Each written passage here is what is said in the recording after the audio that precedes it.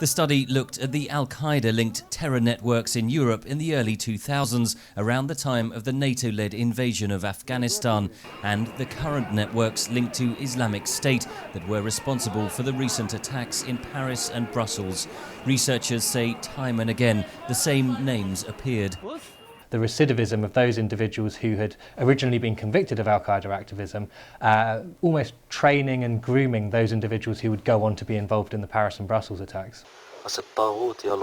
Those individuals included Abdelhamid Abaoud, chief coordinator of the Paris attacks in November 2015, and Najim Lachraoui, one of the network's chief bomb makers, who detonated a suicide bomb at the Brussels airport in March. They were connected to a number of individuals with previous convictions for al-Qaeda related activity, and to a cleric called Khaled Zakani, who acted almost as a father figure to a number of these individuals. He was actually known as Papa Noel.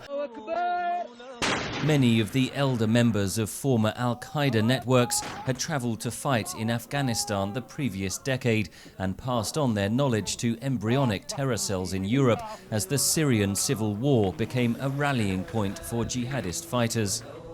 Providing them with expertise on bomb making or network formation, but also in providing them with advice on perhaps how to travel to a conflict zone to gain training, how to gain combat experience, and how to use those conflict zones as areas in which you can formulate your own ideas and formulate your own attacks. The report authors say that combat experience is key, as the most serious Islamic State-linked terror plots in Europe have been planned by European citizens returning from the Syrian front line. But the individuals are often beneath intelligence radars. Often these individuals perhaps haven't come into contact with the authorities in the past. So whilst there are direct connections between the two networks, the individuals that are recruited by those veterans perhaps have only come into contact with the police through a record of petty crime.